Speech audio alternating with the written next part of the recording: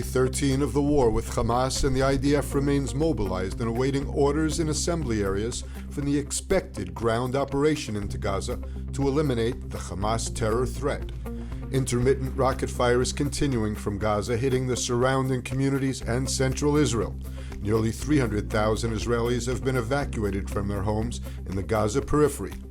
As he was leaving Israel, U.S. President Biden announced that Egyptian President al-Sisi had agreed to open the Rafah crossing to allow about 20 trucks carrying humanitarian aid to Gaza beginning tomorrow. Meanwhile, the Air Force and artillery continue pounding Hamas targets in Gaza. Overnight, the strikes killed senior Hamas commander Rafat Abu Hilal. Also killed Hamas so-called First Lady Dr. Jamila al-Shanit, widow of Hamas founder Abdelaziz al-Rantisi. The northern border remains hot. One person was wounded when Hezbollah fired anti-tank rockets at several IDF posts along the border. The city of Kiryat Shmona was struck as cross-border skirmishes continue.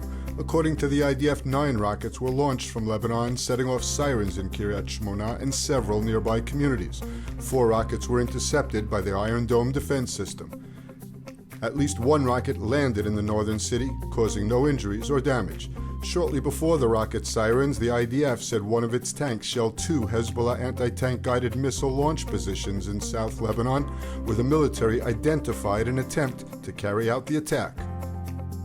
The United Nations vetoed a Gaza war UN Security Council resolution because it failed to stress Israel's right to self-defense.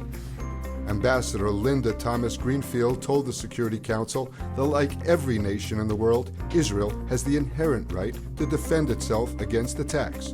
The resolution called for what it termed a humanitarian pause in the Israel-Hamas war.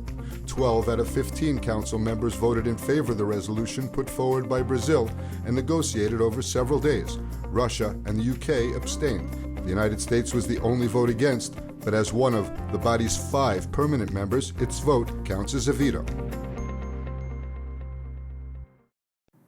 So, we know the news is volatile and fast-paced, and we wanted to let you know that ILTV's new app is now available. So if you want to stay connected to the latest news from Israel, the Middle East, and the Jewish world, download our app now on all your devices. It's available in the App Store for both Android and iPhone.